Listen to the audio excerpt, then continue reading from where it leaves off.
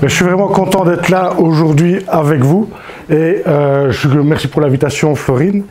J'ai été surpris en fait, parce que dans le message, Florine qui dit j'aimerais bien que tu parles du digital, ce que je fais à peu près tous les jours. Je dis avec grand plaisir. Oui, mais surtout à l'international.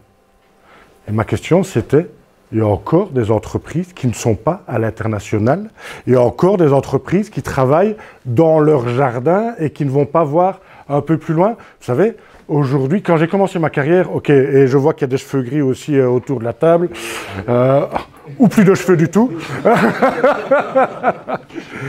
et donc, quand on a commencé notre carrière, effectivement, on était très fiers d'avoir des fax.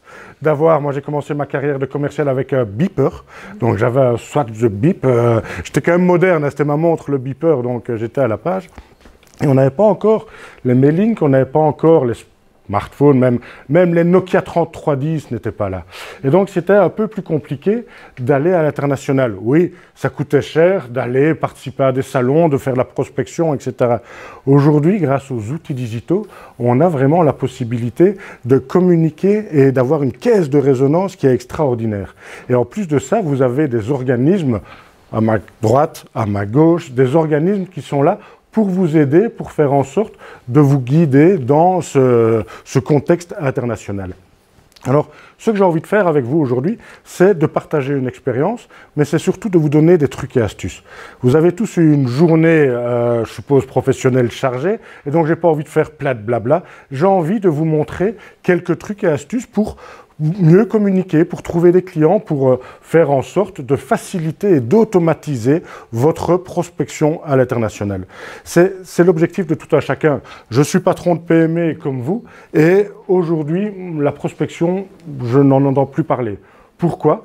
Parce que j'ai automatisé. J'ai mis en place des outils digitaux qui font que les leads deviennent des prospects qualifiés et, in fine, arrivent chez moi, face à moi, dans mon bureau, en disant « on aimerait bien travailler avec vous ». Je ne les connais ni d'Ève ni d'Adam, mais ils veulent travailler avec nous. Et c'est ça qu'on peut effectivement mettre en place facilement, et c'est ça que j'ai envie de partager avec vous pendant 1h30, quelque chose comme ça. 1h30, 2 heures. Quand j'entendrai les ventes crier, c'est qu'il sera temps de passer à côté avec le traiteur. Et donc, comme je vous le disais, j'étais vraiment surpris. Il y a quelques années, moi, j'ai fait une partie de mes études à Mechelen, et donc, j'ai travaillé beaucoup à Bruxelles et avec la Flandre. Mais ça le devient, ne le dites pas en rigolant. Et donc, j'ai commencé ma carrière indépendante. D'abord, j'ai travaillé comme salarié pour des patrons, et entre autres des patrons flamands, et puis j'ai commencé avec la Wallonie et la Flandre. Mais vous savez qu'aujourd'hui, il est beaucoup plus facile de travailler à l'international qu'avec la Flandre. Et ce n'est pas du racisme, ce que je suis en train de dire, ne fût-ce que la traduction de vos sites internet, vos flyers, vos outils marketing, etc. Donc rien que ça, aujourd'hui j'ai décidé, par fainéantise peut-être, mais surtout par confort, de travailler en francophonie. Et donc, j'ai travaillé à l'international dans d'autres langues. Aujourd'hui, je me fais un peu plus vieux en restant jeune d'esprit, mais j'ai décidé effectivement de ne plus devoir en permanence faire appel à un interprète en disant traduis-moi, un traducteur, pas un interprète, un traducteur en disant traduis-moi ça, fais ça, fais ça, fais ça. Maintenant, Google le fait bien. Mon premier site internet que j'ai eu en plusieurs langues, j'avais pris une option de Google Traduction qui était extraordinaire. Même en espéranto, on pouvait traduire le site grâce à Google. C'était une catastrophe. Hein. On comprenait un mot sur deux et il fallait pas faire gaffe à la grammaire, à la conjugaison. Mais aujourd'hui, il existe des outils qui permettent ça. À vous, effectivement, de choisir les bons outils. Et donc, je vais vous en proposer quelques-uns pour partir à l'international. Maintenant, la seule difficulté, parce que l'international, en fait, ça fait partie de vos stratégies marketing. C'est du ciblage. Vous allez cibler, si vous êtes en B2C, donc si vous visez les particuliers, vous allez cibler autant des hommes que des femmes, que des seniors, des majors, des juniors, des personnes qui vivent en ville, des personnes qui vivent à la campagne, etc. Si vous êtes en B2B, vous allez cibler la taille salariale, vous allez cibler le secteur d'activité, etc. Mais c'est juste une variable en plus à le contexte régional ou international. C'est juste, je reste chez moi ou je vais un peu plus loin. Donc, à un certain moment, vous pouvez dire, moi, je vais viser le secteur pharmaceutique francophone européen. Et voilà. Voilà, c'est une décision que vous devez prendre dans votre stratégie. Je suppose que, en tant que décideur, en tant que manager, en tant que patron d'entreprise, vous faites des mises au vert stratégiques seul ou avec un coach ou avec vos équipes pour dire, bon, et l'année prochaine, qu'est-ce qu'on fait? Quelles sont les nouvelles cibles qu'on va aller toucher? Et ici, il suffit d'intégrer une nouvelle cible. Et cette cible-là, la seule différence, outre la langue, c'est la mentalité. Oh, ça peut faire peur, mais je ne connais pas, moi, les mentalités africaines, les mentalités asiatiques. Moi, je ne connais pas tout ça. Et donc, je vais avoir un peu peur. Bonsoir. Bonsoir. Voilà, monsieur voulait être discret.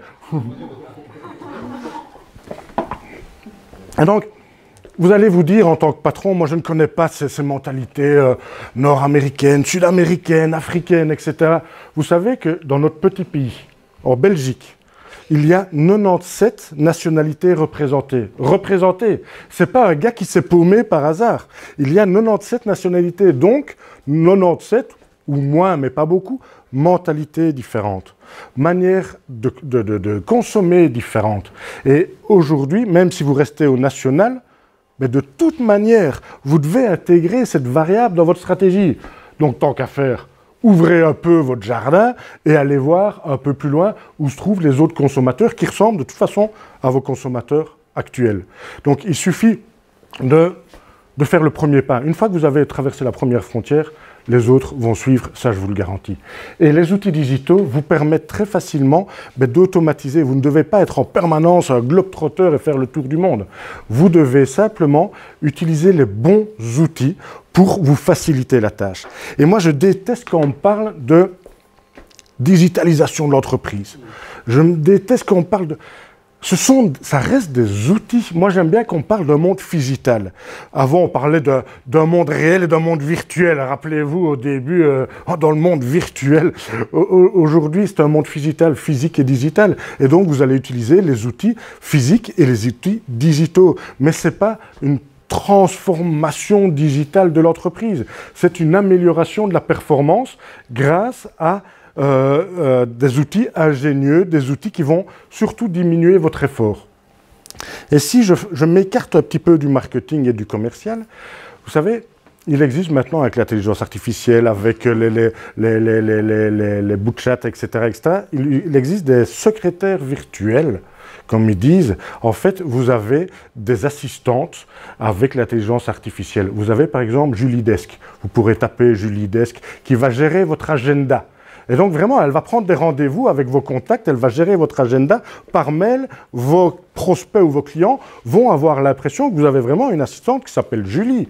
Simplement, vous avez gagné du temps. Parce que c'est ça, aujourd'hui, qu'on fait. Vous savez, je suis agréé par le gouvernement luxembourgeois pour aider les entreprises, les PME luxembourgeoises, dans l'amélioration de leur performance, entre autres, grâce au digital. Et quand j'arrive et que je vais voir des patrons luxembourgeois, le premier truc, c'est le diagnostic, vous en rendez bien compte, mais alors ils ont peur. Ils ont du digital, ils ont peur de ce côté un petit peu inconnu. Je dis, rassurez-vous, le seul truc que je vais faire, c'est vous faire gagner du temps. C'est de choisir les bons outils là où pour l'instant, vous êtes toujours avec du papier et du crayon. Qui utilise encore Excel à la place d'un CRM? Non, ne levez pas la main, parce que sinon, il risque d'avoir un raz-de-marée. Mais c'est dans 80% des PME, aujourd'hui, on n'a pas atteint une maturité digitale qui soit vraiment performante.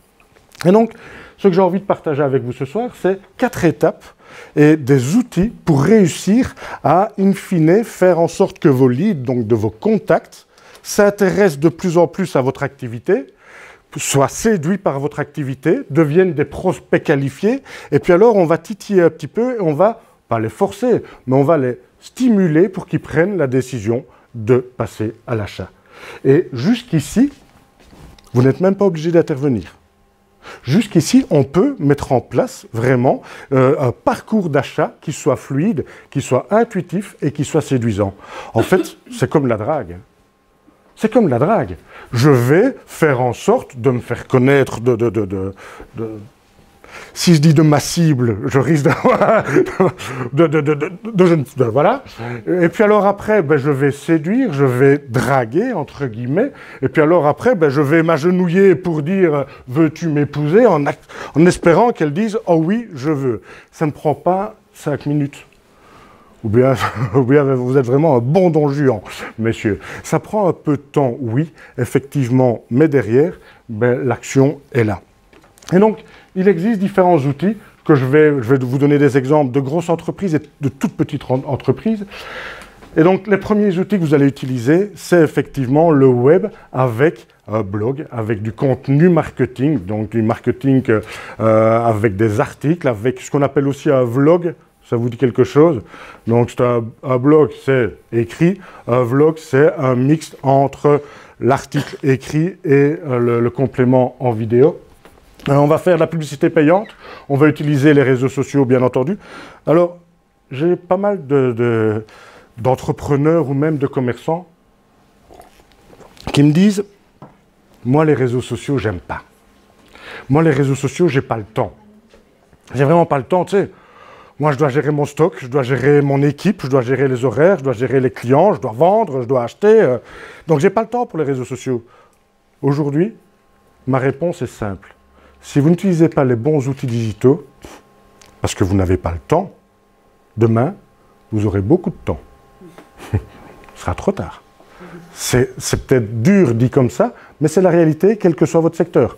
Que vous soyez dans le secteur, dans une profession libérale, que vous soyez commerçant, que vous soyez dans le service aux entreprises, peu importe le secteur, vous devez utiliser ces outils qui vont vous aider, même si on en a un peu peur. Et je vais vous donner quelques exemples par rapport à tout ça. Et puis alors après, on va faire en sorte qu'ils passent une étape et que depuis mes réseaux sociaux, ils arrivent peut-être sur mon site internet. Et donc, je vais les intéresser pour qu'ils arrivent sur une page dédiée de mon site internet. Alors, de nouveau, on parlera des sites internet. Le premier truc, quand je diagnostique une entreprise, je prends Google Analytics. Je vais un petit peu voir ce qui se passe par rapport à leur site internet. Et il y a encore beaucoup de Google Analytics où la page la plus vue, c'est la page d'accueil. Mais il y a un indice très fort là derrière, il y a une alerte même qui s'allume, parce que si c'est le cas, si c'est votre page d'accueil qui est la plus vue, c'est que vous n'avez rien mis en place comme stratégie commerciale. C'est que vous n'avez absolument pas dédié des promotions, etc. en disant, ben voilà, il y a tel produit qui est vraiment, qui va te convenir parfaitement parce que je connais tes besoins. Mais s'il arrive sur la page d'accueil, il va être complètement paumé. Tu lui as promis un super produit et il doit commencer à le chercher. C'est comme si dans votre magasin physique, vous n'aviez pas de signalétique du tout. Mais sur Internet, vous allez partir tout de suite. Et donc, avoir une page d'atterrissage, comme on dit, une landing page, c'est vraiment de se dire, voilà, je vais l'attirer là où il doit arriver. Télécharger des e-books avec un formulaire, l'envoi de newsletters, etc. Alors, vous allez me dire, oh, mes newsletters, personne ne lit ça. Si personne ne lit vos newsletters, c'est qu'elles sont mal faites. Point. Remettez-vous en question. C'est comme certains disent, les blogs, c'est mort. C'est que vos articles ne sont pas intéressants.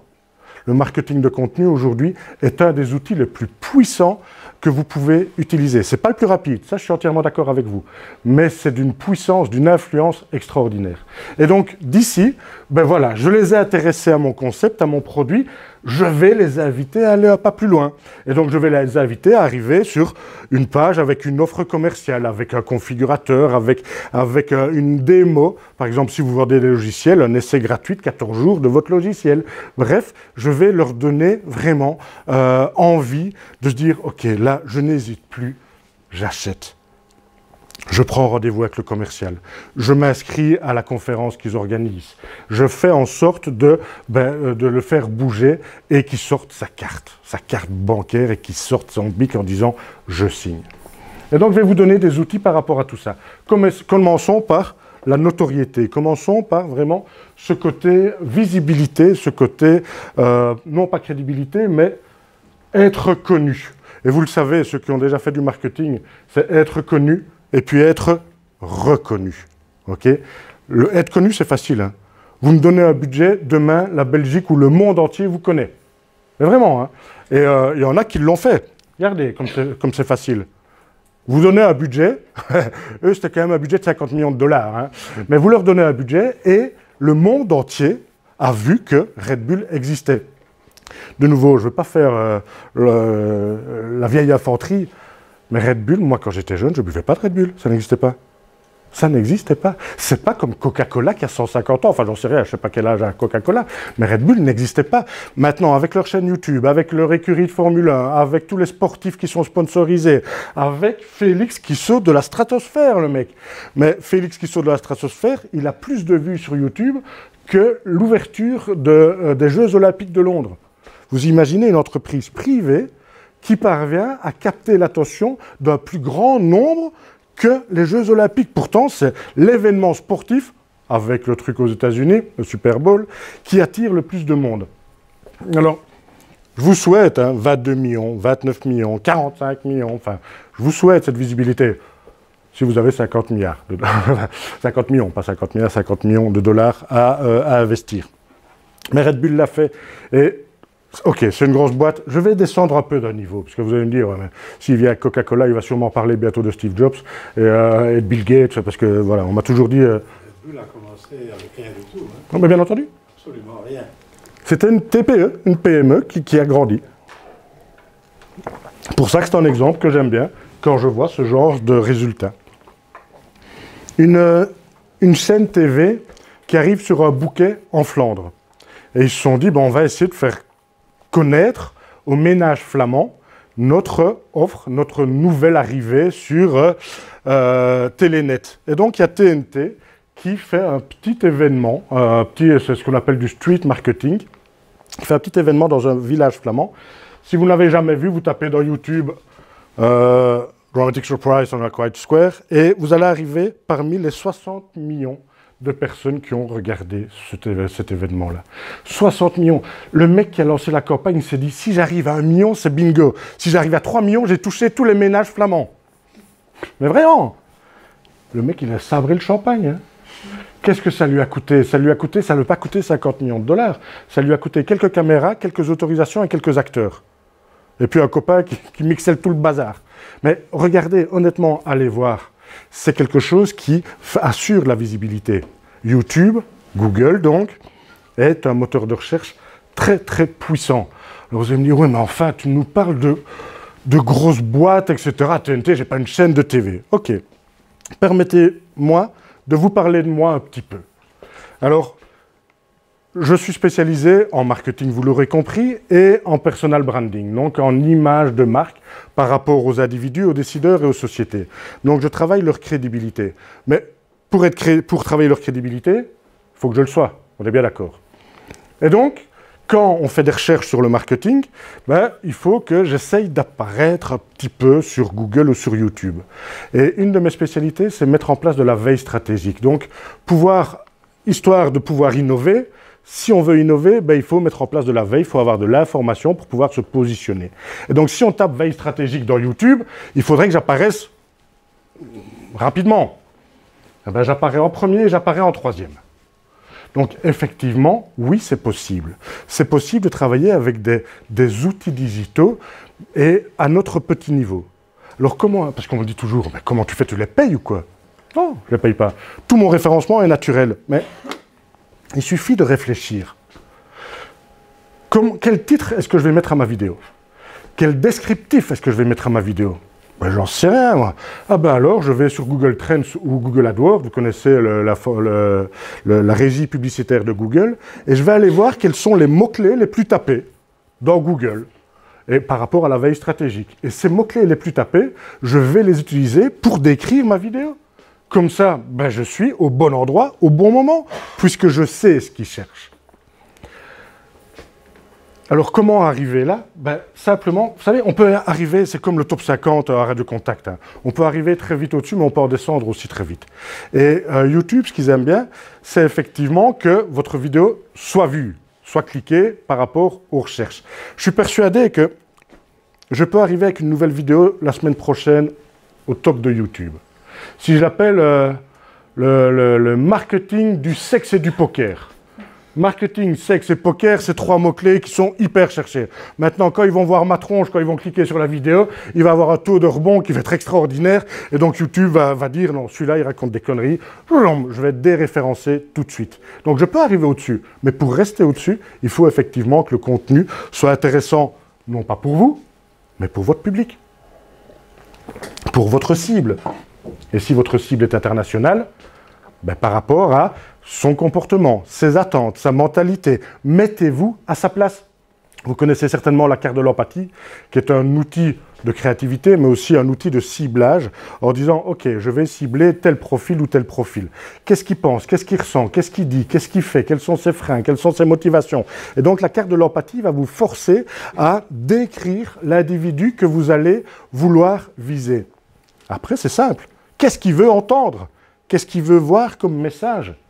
Et quelle que soit sa mentalité ou sa nationalité, forcez-vous à sortir de votre cadre de référence. Votre cadre de référence, aujourd'hui, n'existe plus. On est dans une société VUCA, volatile, incertaine, chaotique. Et il faut que votre entreprise soit la plus agile possible. Et donc, si à un moment, il y a une opportunité en Algérie, vous devez être le premier dessus. S'il y a une opportunité par rapport à un produit ou à un service, foncez, vous devez être dessus. De nouveau, choisir les bons médias. Choisir les médias, c'est avoir le cran de faire des communiqués de presse dès que vous avez quelque chose à raconter. Dès qu'il y a une nouveauté, dès qu'il y a un nouveau service, dès que votre ADN change, etc., parlez-en à la presse. La presse, ils ont besoin, ils appellent ça des ardoises, d'avoir du contenu. Imaginez, en tant que journaliste, tous les jours, vous devez remplir avec du contenu. De temps en temps, vous ne savez plus quoi raconter. S'il n'y a pas d'actualité, ben, ils vont chercher les ardoises. Et donc, ils vont aller tomber sur votre communiqué de presse et ils vont venir vous interviewer. Ils vont venir, ici, c'était pour une émission Question à la Une.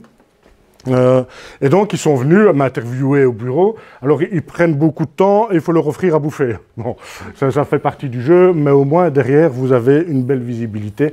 Et surtout que la plupart des TV maintenant, que ce soit TV Luxe, que ce soit la Une, etc., et que ce soit des TV étrangères, elles sont présentes sur les médias sociaux. Ce qu'on appelle le mojo. Donc le journalisme mobile, et donc ils sont tous maintenant, les journalistes avec des smartphones, et ils ont du Facebook Live, etc. Donc vous allez accentuer votre présence sur les médias, accentuer votre présence sur les réseaux et prendre de la place.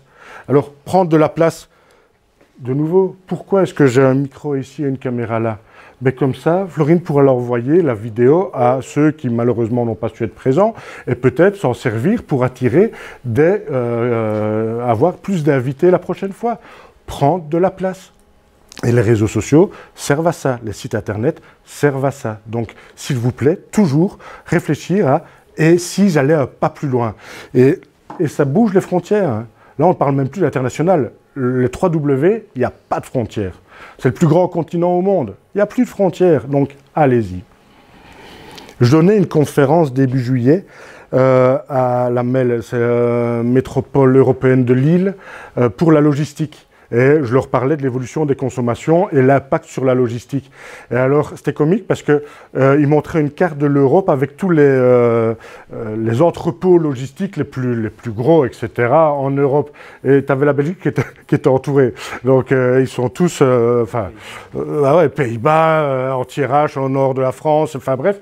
Et en Belgique, je me dis, Dieu, je cherchais sur la carte en disant, il n'y a pas un point qui va ressortir. Alors, il y en a. Et il y a Liège qui arrive, enfin, Liège qui va accueillir un gros, Louvain-la-Neuve aussi, enfin bref, ça arrive, mais on a un peu de retard par rapport à ça. Je vous parlais de Google AdWords, et donc la publicité Google, c'est un outil qui est vraiment extraordinaire pour pouvoir assurer de la visibilité. Pourquoi c'est extraordinaire? Parce que vos prospects sont en train de chercher vos solutions. Ils ne savent pas que vous existez, mais ils cherchent vos solutions parce qu'ils ont besoin de vous, sans vous connaître. Et donc, si à un certain moment, vous dites « Oh, ben, j'existe, et je vais leur dire que je suis là », et si votre site Internet est bien fait, vous allez créer, entamer le parcours client et faire en sorte qu'ils arrivent chez vous. Si vous arrivez sur un territoire où vous êtes vraiment inconnu, allez un petit peu voir quels sont les acteurs, les influenceurs les plus connus. Il y a toujours des concurrents. Hein. Si vous n'avez pas de concurrents, si vous voulez, je peux investir un petit peu avec vous. Mais on a toujours des concurrents. Et donc, allez voir quels sont les plus connus. Et tant qu'à faire, pourquoi pas vous faire référencer sous leur nom? Si par exemple, vous allez pas loin, vous allez en France, et vous voyez que sur Paris, vous voulez vraiment aller à Paris, vous avez un gros concurrent. Et son nom est sûrement souvent recherché par ses prospects, ses clients, parce qu'il a une belle notoriété, etc. Vous dites à Google, « Oh Google, moi, quand on tape son nom, je veux bien apparaître en premier. Et vous allez apparaître en premier. Alors vous allez me dire, ouais, mais déontologiquement, c'est pas cool. Ok. Mais d'un point de vue business, ça c'est cool. Ça, je peux vous dire que vous allez assurer votre visibilité de manière très forte. Et on ne peut rien vous dire. J'ai un de mes clients qui a eu le cas. J'ai contacté Google en disant hey, c'est pas gentil, il faut leur taper sur les doigts. Et Google m'a dit on s'en fout, ils peuvent. Mais alors s'ils peuvent, nous aussi on peut. Et donc, si vous ne connaissez pas Google AdWords, comment ça fonctionne? C'est aux enchères. Et donc, vous dites à Google, moi quand on tape certains mots-clés, je veux apparaître. Vous serez 7 maximum à apparaître sur la page. 4 au-dessus et 3 en dessous. Et vous, celui qui paye le plus cher, bien entendu, c'est celui qui va apparaître en premier. Mais vous pouvez aussi, et donc c'est aux enchères, et les prix dépendent de la concurrence, bien entendu, s'il y a beaucoup de gens qui veulent apparaître, et du nombre de fois que le mot-clé est recherché. Donc on peut être en Belgique avec des mots-clés à 35 centimes, 50 centimes, par là. On peut commencer avec quelques dizaines de centimes. Si par exemple, je parlais de Paris tout à l'heure, oui, 35 centimes le clic. Le clic. Si vous êtes serrurier à Paris et que vous voulez apparaître dans Serrurier Paris en premier, on va faire on va être du 50, 60, 70 euros, le clic. Et alors ils vont vous dire, on ouvre votre porte pour 35 euros. Alors qu'ils payent 50 ou 60 euros le clic. Comment ils ouvrent votre porte? Ils n'ont pas dit, on ouvre votre porte poliment, gentiment, sans faire de dégâts. Pied de biche, voilà, c'est ouvert. 35 euros. Ah, vous voulez que je remette une serrure? Ah, mais c'est 500 euros, j'en ai une dans la... Ah ouais, qu'est-ce que vous voulez faire? Vous n'allez pas rester avec la porte ouverte. Donc, vous voyez que ils vont rentabiliser. Maintenant, si vous voulez ne pas payer, mais assurer quand même une certaine visibilité grâce à Google, je suppose que vous êtes tous sur Google My Business. Avec votre bureau, votre point de vente, votre showroom. Oui, non. Google My Business est un outil gratuit, entièrement gratuit. Alors là, tout le monde prend note. Entièrement gratuit qui dit à Google, j'existe en fait. Et donc, vous allez, c'est le petit encart à droite de l'écran quand vous tapez, par exemple, magasin Luxus. Donc, magasin de chaussures Luxus Libramont, et vous allez avoir l'encart qui va apparaître. Google Plus n'existe plus. Enfin, je ne sais pas si vous avez su que Google Plus existait en fait, parce qu'il n'y avait pas un chat sur Google Plus. Mais ça n'existe plus. Par contre, si vous avez Google My Business, tout en dessous, vous pouvez aller publier des actualités, etc. grâce au Google My Business, et Google référence ça très fort. Et donc, si vous faites des portes ouvertes, des événements, si vous faites du blogging, un article, etc., publiez-le sur Google My Business. C'est référencé très fortement dans le moteur de recherche quand on tape votre nom. Maintenant, vous devez aussi avoir du référencement naturel. J'ai créé la Management Academy il y a quelques années en sachant, en choisissant ce nom, que j'avais une concurrence mondiale. Des Management Academy, il y en a partout dans le monde. Et donc, il faut que j'ai un référencement naturel qui soit au top. Et en 2 ans, je suis arrivé au top de Google. Si vous tapez Management Academy, je suis référencé comme étant le premier site. Maintenant, d'un point de vue géographique, si vous avez tapé ça aux États-Unis, ce ne sera pas moi. Okay, parce que Google va effectivement d'abord travailler en référencement géographique. Alors, je ne vais pas vous faire un cours ce soir sur le référencement naturel. Il y a des formations qui existent là-dessus. Mais donc, voilà, votre site Internet, s'il faut avoir des liens, il faut avoir de la mise à jour fréquente, il faut avoir une majorité de liens vers les réseaux sociaux, vers YouTube, etc., etc., etc. Mais suivez une formation si votre site Internet n'est pas bien référencé. Facebook, alors, la grosse différence entre la publicité Google et les publicités Facebook, c'est que Google, l'internaute est en recherche. Il a un besoin conscient de vous. Okay, il ne sait pas que vous existez, mais il a un besoin conscient de vos solutions. C'est pour ça qu'il recherche. Par contre, en termes de ciblage, Google n'est pas au top. Mais Facebook, c'est une machine de guerre, qu'on soit en B2C ou en B2B. Facebook est vraiment une machine de guerre pour toucher la personne là en termes de cœur de cible. Donc je suppose que vous avez défini les cœurs de cible de vos sociétés en termes de profiling. Et donc là, vous pouvez vraiment toucher, par exemple, les gens qui ont liké les pages de vos concurrents, les gens qui aiment bien des animaux, qui font du sport, qui aiment bien, qui roulent en Volkswagen. Enfin bref, vous pouvez avoir un ciblage, ce que Facebook appelle des audiences. Vous pouvez avoir des audiences les plus précises possible. Donc, la personne n'est pas en recherche, mais vous êtes en train de regarder ce que font vos copains ou vos copines, et puis vous vous retrouvez sur un site de voyage, en train de regarder et de comparer des prix d'avion pour partir en city trip. Vous n'avez rien pigé, votre mari ou votre femme arrive en disant « mais que tu fous ?» Vous ne vous êtes même pas rendu compte que on vous avait ciblé, on vous avait amené sur une page d'atterrissage, qu'on vous avait fait une offre, bref, vous n'êtes pas rendu compte que le parcours était fluide.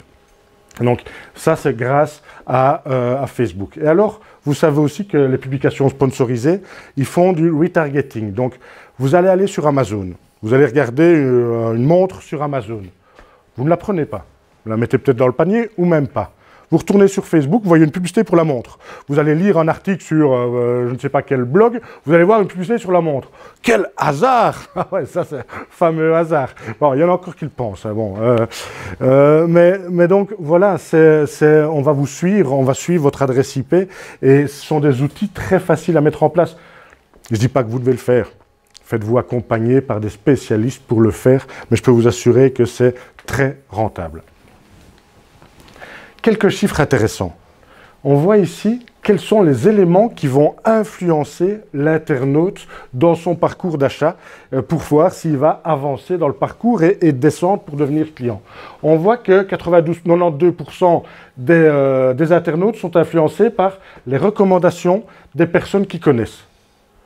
Alors, ceux qui ont mon âge, quand vous avez suivi des formations de vente il y a 25 ans, on vous disait quoi? Le bouche à oreille, les gens qui sont contents vont le dire à 7 personnes. Ouais, 7 personnes, ça c'est vraiment superbe cible. Aujourd'hui, vous avez combien d'amis Facebook, combien d'amis LinkedIn, etc., etc. Donc vous allez le dire grâce aux caisses de résonance à beaucoup plus de personnes qui vont être influencées. Raison pour laquelle vous devez utiliser vos clients pour qu'ils viennent des ambassadeurs. 70% vont être influencés par l'opinion des autres consommateurs postés en ligne. Vous ne les connaissez même pas, mais ça va vous influencer. Pour choisir un hôtel, je suis persuadé que vous allez sur Amazon, vous allez voir un produit, vous allez regarder la notation et vous allez regarder les commentaires laissés par les autres clients. Ma main à couper que vous le faites. 58% sont influencés par du contenu éditorial, du blog. 58% sont influencés par un site internet qui soit mixte, qui soit bien brandé, qui soit interactif avec chat, etc. 50% sont influencés par des emails pour lesquels j'ai signé, donc des newsletters. Tout ça, c'est gratuit. Hormis la conception du site internet, mais c'est gratuit. En dessous, c'est de la publicité. Aujourd'hui, les entreprises investissent dans quoi? Là-dedans. Dans la pub. Alors qu'il y a moyen d'aussi travailler sur votre image de marque, sur le marketing de contenu, sur le bouche à oreille qui est le meilleur des marketing. Mais aujourd'hui, on peut l'intensifier, on peut l'accompagner. Et donc, réfléchissez toujours à ça. Si je prends LinkedIn, vous pouvez faire des publications. Alors, vous savez comme moi que sur Facebook et sur LinkedIn, etc., les publications sont vues par plus ou moins 10-15% de votre audience. Donc, si vous avez, par exemple, sur votre page Facebook, 1000 personnes qui vous suivent, faites le calcul, vous allez avoir 100 personnes qui vont peut-être voir votre post. LinkedIn, même chose, sauf pour les articles que vous allez écrire. Et donc, de nouveau, c'est du blog, ça influence et toutes les personnes dans votre communauté, toutes vos relations, vont voir passer l'article. C'est pas pour ça qu'elles vont cliquer, mais elles vont le voir passer. Alors, est-ce qu'il y en a beaucoup qui cliquent dessus? Et ici, un article sur l'entreprise agile. L'entreprise agile Patron Alerte, on a 600 personnes qui ont cliqué dessus pour aller le lire. Donc, c'est gratuit et je vais montrer à 600 personnes que je travaille l'agilité des entreprises. Une autre, un peu plus vieille, 2017, une autre publication, on voit qu'il y a 16 000 vues et la majorité des vues, c'est des personnes de deuxième niveau en termes de relations. Donc, ça veut dire quoi? Ça veut dire que c'est un superbe outil s'il est bien travaillé. S'il est bien travaillé, je vois des personnes qui ont leur CV sur LinkedIn. Ah, et derrière, je suis dessus, quoi. Non, si je prends la définition exacte d'un réseau social, il y a un anthropologue australien qui, en 1954, a défini les réseaux sociaux comme étant, et on n'a pas encore Facebook, hein, comme étant un groupe d'individus qui avaient des intérêts communs et qui avaient envie de partager à propos de ces intérêts. Et donc, partagez votre expertise, partagez vos coulisses, dites qui vous êtes, vos valeurs, votre ADN, partagez tout ça. La preuve, ça fonctionne. Des blogs. Ayez sur votre site internet un blog avec de nouveau du conseil, des tutoriels, etc. Vraiment, j'appuie là-dessus parce que c'est primordial pour entamer la relation. Il faut qu'ils sachent qui vous êtes. Alors, je vous parlais d'un monde physical. Un peu comme ici, on organise les rendez-vous du management assez souvent, et donc où on a une centaine de décideurs qui viennent écouter les formateurs. Mais comme ici, on va le publier ou bien en live, ou bien on va enregistrer. Bref, on va utiliser ces caisses de résonance, ce monde digital où on a des milliards d'individus pour pouvoir augmenter notre impact. Et donc, c'est ce réflexe-là qu'aujourd'hui, l'entrepreneur wallon, malheureusement, n'a pas encore. L'entrepreneur wallon, aujourd'hui, n'a pas ce réflexe. Bien entendu, soyez là où les gens veulent vous trouver. Si vous vendez des maisons, on ne viendra pas sur votre site internet, on ira voir sur ImoWeb en Belgique. Et donc, soyez sur le portail là où on veut vous trouver. Si vous partez à l'international, bien entendu, il y a des portails à l'international sectoriels. Donc, allez voir les portails qui sont les plus vus, les plus utilisés et soyez présents là-dessus. Même si ça vous coûte de l'argent, soyez présents parce qu'on ne viendra pas vous trouver. C'est comme si vous avez un stand sur un salon, c'est pour profiter des visiteurs du salon. Okay.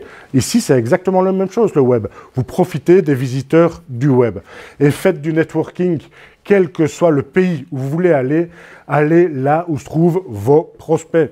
Que ce soit les chambres de commerce, que ce soit les... Allez voir les expats. Je ne sais pas si la WEX est d'accord avec ça, mais quand vous allez dans un nouveau pays, les expats, ils se mettent toujours, ils se rassemblent. Ils vont toujours dans le même bistrot, le même restaurant, etc. Et ils vont ouvrir leur portefeuille de contacts et de réseaux. Donc, ça vaut la peine de pouvoir aussi aller là où se trouvent les jeunes, par exemple. Moi, j'ai fait partie de... la jeune chambre économique d'ICI, donc c'est pour les jeunes de moins de 40 ans. Et c'est aussi un réseau mondial qui ouvre des portes. Alors, un outil que j'ai fait développer dernièrement, c'est une application. Et donc, l'application Management Academy est disponible sur Play Store, sur l'Apple Store, etc. et est entièrement gratuite. Donc, vous pouvez télécharger cette application-là. Et mon ambition avec la Management Academy, c'est d'en faire la plus grande bibliothèque de vidéos francophones gratuites au monde. C'est peut-être un peu prétentieux de dire ça. Mais pourquoi pas ? Soyons ambitieux, même si ça manque un peu chez nous, soyons ambitieux, et je suis persuadé que j'y arriverai. Alors, la plus grande bibliothèque de vidéos formatives, oui, et j'ai investi pour ça, oui, et c'est gratuit, oui. Et vous pouvez le télécharger, vous verrez, c'est gratuit, et quand vous allez sur la Management Academy TV, vous pouvez même regarder toutes les vidéos que vous voulez sans mettre une adresse mail. Donc, je ne sais même pas qui vous êtes. Mais par contre, en termes de crédibilité, on y revient, mais j'ai pas mal de gens qui disent « Ah oui, j'ai vu ça, ah oui, ça c'est vraiment intéressant, tiens, tu peux pas avoir un suivi ?» J'ai des messages par LinkedIn en disant « Tiens, j'ai vu ça, mais qu'est-ce que tu penses de ça ?» Donc, il y a vraiment un engouement là derrière. Et je vais prendre une de mes formatrices, Julie Lombet. Donc, Julie, qui est formatrice à la Management Academy depuis le mois de mai, je pense, un truc comme ça. Quand vous tapez Julie Lombet dans Google, maintenant, la Management Academy arrive en première ou en deuxième page, alors qu'elle est spécialisée dans d'autres secteurs depuis 15 ou 20 ans. Et Julie, elle a tourné des vidéos formatives sur le management. Et donc, elle a tourné une dizaine de vidéos formatives, des petites capsules de 3, 4, 5 minutes. Il n'y a pas longtemps, 30 septembre 2019, bonjour, je suis Messa, coach expert en art oratoire africain, directeur fondateur de Werkan Institute au Sénégal. J'aimerais entrer en contact avec Madame Julie Lombet bien cordialement. Donc, le web permet de dépasser les frontières très vite.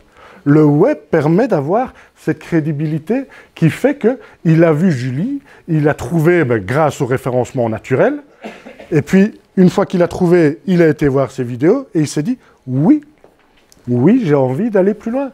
Et donc, ils sont en contact maintenant pour que Julie aille au Sénégal pour aller donner des conférences et former les gens à l'art oratoire. Alors, pourtant, c'est une petite liégeoise ça n'a rien à voir. Ce qui a à voir, c'est que vous avez été vu et vous avez convaincu. Une fois que vous avez convaincu, prenez l'avion. Tantôt, on regardait, parce que j'ai reçu une demande pour aller à Vienne là, animer une conférence, et on regardait les billets d'avion, c'est 1 heure d'avion, et ça, on a vu 30 boules, et c'est réglé, quoi. Hein. Donc, on parlait de LinkedIn tout à l'heure. Alors, c'est très bien d'avoir des articles, d'avoir votre CV en ligne, etc. Mais allez plus loin. Ici, j'ai Amandine qui dit « Bonjour Marc-Alexandre, je viens d'écouter votre MOOC sur le personal branding. Je vous en remercie, ça m'a fait réaliser que j'étais dans la bonne direction. » Jeanne qui me dit « Bonjour Marc-Alexandre, je me permets de vous contacter car votre activité m'intéresse, j'aimerais la suivre plus régulièrement. » Héloïse qui dit « Bonjour, j'ai visionné votre webinaire, le marketing sensoriel dans mon cadre de mes recherches pour mon mémoire, etc. » Donc, vous voyez que ça amène de la relation, ça amène de la communication. Bien entendu, dans les deux sens. Dernièrement, je ne sais plus quand c'était, en février, je contacte Floriane, que je ne connais ni d'Ève ni d'Adam, mais son contenu, sa méthodologie et ses outils m'intéressaient. Et je dis, je cherche un partenaire français pour développer des projets. Et directement, elle me répond, bien entendu, je suis disponible par Skype. Quand est-ce qu'on se voit? C'est ça, les outils digitaux. On arrête d'envoyer des courriers postaux, quoi. Enfin, en disant, tiens, 3 jours plus tard, il reçoit ma demande. Non, enfin, aujourd'hui, ça va vite. Et LinkedIn, c'est ça. Les réseaux sociaux. Maintenant, Floriane, elle n'a pas répondu sans regarder qui j'étais. Elle ne me connaît pas. Donc elle a été voir qui j'étais, ce que je racontais, elle a suivi peut-être des liens, elle a été regarder sur YouTube, Facebook ou sur le site internet pour voir qui j'étais. Elle s'est dit, tiens, apparemment son niveau d'expertise est là, et donc on va pouvoir se contacter. Tantôt je vous parlais des notations et des témoignages. Sur Google My Business, on doit pouvoir vous noter, mais sur votre site aussi. Alors comme Google a décidé que c'était 5 étoiles l'échelle de notation, tout le monde va suivre les 5 étoiles de notation. C'est ça le digital, c'est ça les bons outils. Et c'est pour toute taille d'entreprise, c'est pas juste pour les grosses structures, je le répète. Je suis tout petit indépendant wallon. Et pourtant, j'ai mon appli téléchargeable gratuitement. Oui, j'ai une plateforme, je suis connu à ma petite échelle pour effectivement amener du conseil. Mais c'est grâce à tout ce que j'ai mis en place. Alors les témoignages, faites des témoignages vidéo. Si vous faites un événement, peut-être que, je ne sais pas si Florine a prévu de vous filmer en disant « Tiens, qu'est-ce que tu as pensé du clown là qui racontait ses conneries pendant 1 heure ?» Mais donc, et si vous voulez faire plaisir à Florine et que vous êtes satisfait du traiteur, parce que de moi, n'hésitez pas à aller mettre un petit mot sur la page de Florine en disant « Bon, ben voilà, c'était cool et on a pu rencontrer des personnes sympas, ça fera venir les suivants. » Si vous êtes agent immobilier, je formais des agents immobiliers. Et à un moment, je dis, je ne citerai pas l'enseigne, et à un moment, je dis, sortez-moi les appareils photo que vous utilisez pour faire des superbes photos de... Et alors, ils me sortent tous quoi? Leur smartphone. Ah voilà, super photo, 18 millions de pixels, oh, c'est génial. Super, super. Et moi, j'ai sorti mon appareil photo. Et c'était une petite boule tennis, hein, une caméra 360 degrés. Bien entendu. Et je dis, je parie que je fais des meilleures photos et plus vite que vous. Parce que vous allez prendre une photo de là, on sait bien que si vous prenez une photo de là, c'est que la pièce par là, elle est moche. Okay, et donc, une 360, et très facilement, on va pouvoir avoir une visite virtuelle et on va pouvoir séduire. Et alors, le patron de cette enseigne-là, je lui disais, si il commence avec du 360, tu vas avoir moins de visites. Et il me regarde. Il dit, c'est pas ce que je cherche. Il dit, t'as pas tout compris, hein. Je cherche plus de visites. Non, tu vas gagner du temps. Parce que les visiteurs qui vont venir, ils sont vraiment intéressés, donc ils font arrêter de faire perdre du temps à tes commerciaux. Ouais. Mais c'est une autre manière de voir les choses. Et donc, c'est à vous, à un certain moment, de réfléchir. Alors, je vous parlais tantôt d'outils gratuits ou... Ncube. Ncube, je pense que ça dépend de Thomas Épiron, si mes souvenirs sont bons. Et donc, constructeur, maison ossature bois. Et vous allez sur Ncube, vous pouvez vous enregistrer, donc ils vont se présenter, bien entendu, pourquoi c'est moins cher les maisons ossature bois, ce genre de choses. Et puis alors, vous pouvez utiliser sans enregistrement ou avec enregistrement. Vous cliquez et vous allez sur leur configurateur. Et donc, directement, vous allez configurer votre prochaine maison avec le nombre de mètres carrés, etc., comme une bagnole. Hein, et vous voyez le prix qui évolue. Je mets tel escalier, le prix qui évolue. Oh ben, je vais diminuer mes garages, le prix diminue. Et donc, directement, ils vont vous faire jouer et configurer. Donc, ils vous font faire leur travail. Hein. Si on va un peu plus loin dans la réflexion, comme ça, les commerciaux sont tranquilles. Vous arrivez déjà avec votre demande. Mais derrière, ils ont bien entendu une base de données et ça va aller dans leur CRM directement, donc CRM, logiciel de gestion de la relation client, et ils savent directement assurer un suivi. Tiens, monsieur Dupont, vous étiez intéressé par une maison traditionnelle avec un toit plat et 2 garages. Qu'en est-il? Pouvons-nous nous rencontrer pour en discuter? Tout est déjà là, dans leur base de données. Parlant de base de données, GDPR, ça vous parle tous, je suppose? Ok, ça va. Et donc, parce que le digital, c'est ça aussi, c'est de protéger ces données.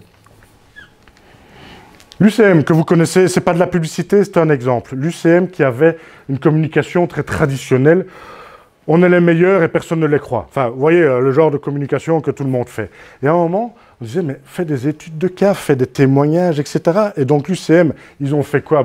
Ils ont interviewé leurs clients. Voilà, je suis devenu indépendant, il y a Rami, il y a Pascal. Pourquoi est-ce que vous êtes devenu indépendant? Profession libérale, commerce. Ils vont expliquer. J'ai engagé mon premier collaborateur, Philippe, Guillaume, ils vont expliquer. Et donc, on a des études de cas et on peut se reconnaître dans ces études de cas. Ah oui, moi aussi, je dois engager une personne, c'est comme ça qu'il fonctionne, c'est pour ça qu'il a fait, etc. Donc, n'hésitez pas, vous, à faire des études de cas avec vos clients. Tel profil avait tel besoin, on a proposé telle solution et ça a eu tel résultat. Ça, je peux vous assurer que ça va amener de la crédibilité. Ça, je peux vous assurer que les gens vont se reconnaître en disant « Mais moi aussi, je suis commerçant, moi aussi, j'ai ce besoin-là. Ah, il a pu implémenter tel logiciel facilement, le logiciel de gestion de stock, facilement, et ça a amené telle rentabilité. Ah ben, je vais quand même demander à avoir une offre commerciale là derrière. » On a vu aussi que l'envoi de newsletter est un outil intéressant. Vous n'êtes pas obligé d'avoir un CRM. Je vous conseille d'avoir un CRM, mais vous n'êtes pas obligé.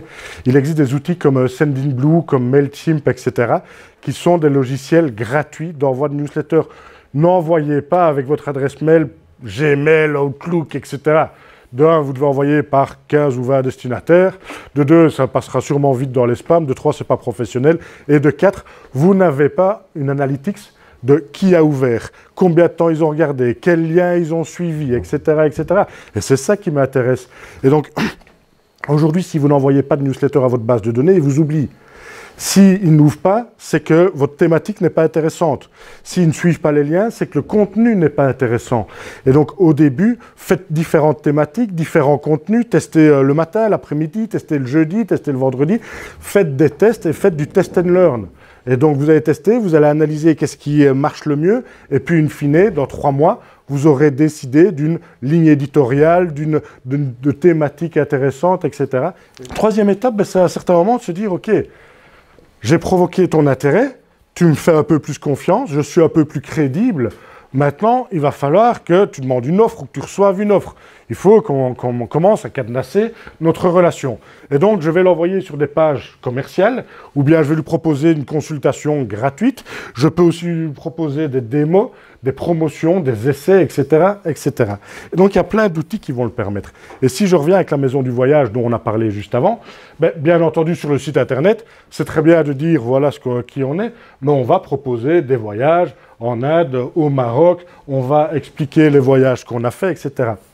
Donc, c'est là qu'ils vont dire, ah, voilà, maintenant j'ai une indication. C'est 17 jours, c'est 3000 boules, je peux effectivement avoir une indication une offre commerciale. Et c'est là que ça va aller un peu plus loin dans, on se décide, bon, on part en Inde ou pas.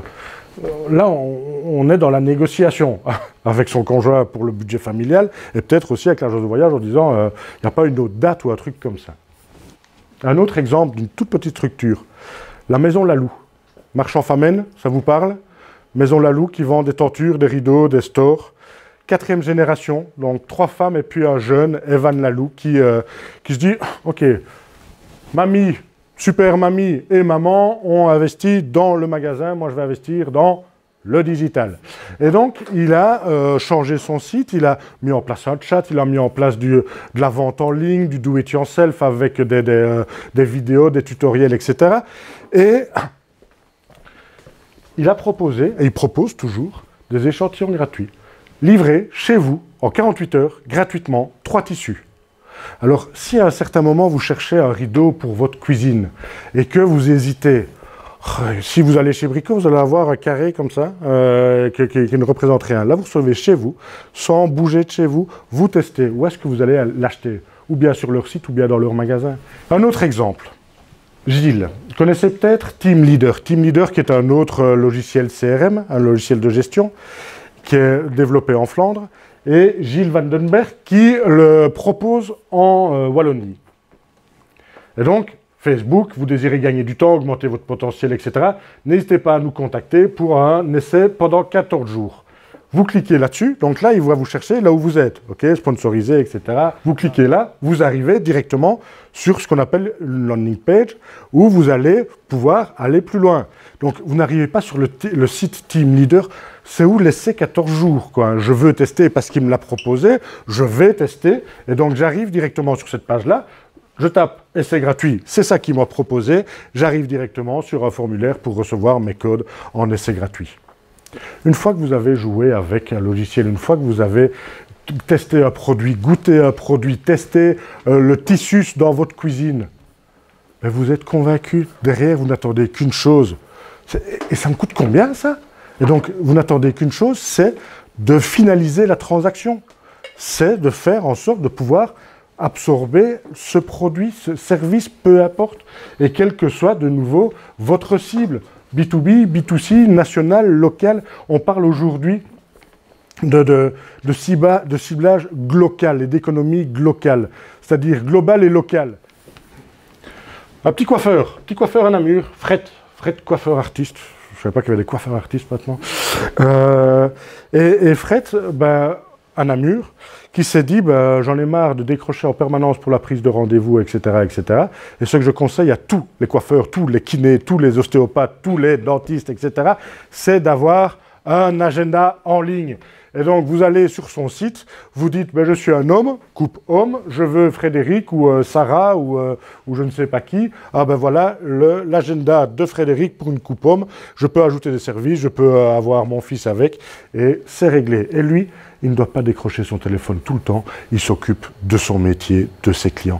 Et donc, c'est là que vous devez réfléchir, et vous, comment est-ce que vos commerciaux, on peut les contacter? Comment est-ce qu'on peut avoir une offre rapidement, etc., etc., etc. Dernière étape. Donc là, je suis connu, ok. J'ai mis en place du marketing de contenu, j'ai utilisé les médias sociaux, j'ai un blog, j'ai de la publicité payante, j'ai du positionnement, du référencement naturel. J'ai envoyé vers des pages d'atterrissage avec des offres précises, avec des e-books, des outils gratuits, etc. J'ai envoyé de là vers des pages de vente, vers une offre commerciale, etc. Aujourd'hui, maintenant, ils doivent payer. Et donc, on peut prendre exemple sur des grosses boîtes. Et je vais vous montrer 2 grosses boîtes et des plus petites aussi. Zalando, que vous connaissez. Machine de guerre qui existe depuis une dizaine d'années, peut-être 12 ans maintenant, et encore, je ne suis pas sûr. Ça a été lancé par 3 jeunes qui avaient 25 ans. Et leur principale difficulté, encore aujourd'hui, c'est la gestion de la logistique et des retours. Mais en termes de vente, ils ont réussi. Et comment est-ce qu'ils ont réussi? Ils ont réussi parce qu'ils cassent tous les freins à la vente. Et les freins à la vente, c'est quoi? C'est oui, mais si c'est un site pure player, est-ce qu'il y a quelqu'un quand même qui pourrait répondre à mes questions? Ouais, service client gratuit au 0800. Oh, mais livraison gratuite, retour gratuit. Oui, mais est-ce que c'est de la qualité? Oui, on est certifié BIAWARD, BigCommerce, blablabla, blablabla. Là, effectivement, derrière, j'ai confiance, mes freins sont tombés et je vais valider. Le champion du monde, vous le connaissez, c'est Amazon. Et donc, vous avez une fluidité dans le parcours d'achat sur Amazon qui est extraordinaire. Et c'est vraiment une expérience client qui est, vous avez maintenant des chief officers digital, même chez Belfius. Vous avez un gars, et à la RTBF aussi, vous avez un gars qui ne s'occupe que de l'expérience client digitale.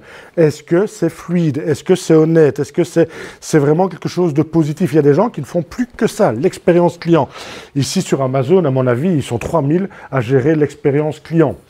Mais c'est d'une fluidité extraordinaire. Et donc, ils sont connus. Vous allez facilement pouvoir dire quels sont les commentaires. 1000 commentaires clients. Ils vont sûrement vous dire aussi, attention, il ne reste que 3 exemplaires, il faut vous dépêcher. Bref, ils vont faire en sorte de vous influencer. Alors, je vous entends penser très fort, mais nous, on n'est pas Amazon. Un bond énorme. À Namur, il disait, mais j'ai un gros problème quand même pour la vente des croquettes.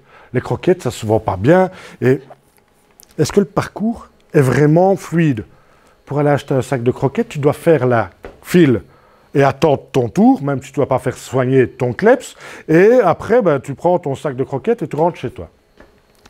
Et il avait une grosse clinique vétérinaire qui se faisait construire 500 mètres plus loin.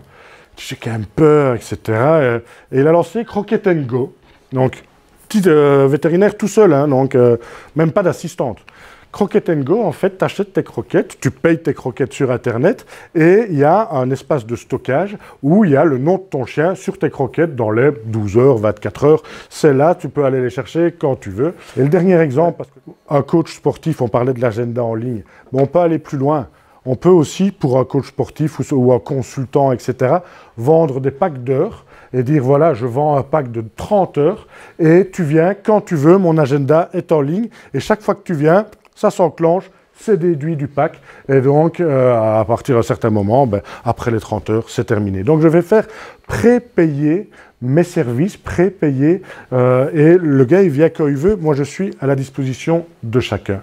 C'est à ça que vous devez réfléchir, c'est créer un parcours fluide, un parcours d'achat qui soit logique et qui soit orienté client, quel que soit sa mentalité, quelle que soit sa nationalité, quelle que soit sa manière de se comporter. Aujourd'hui, le digital est partout, pour tout le monde.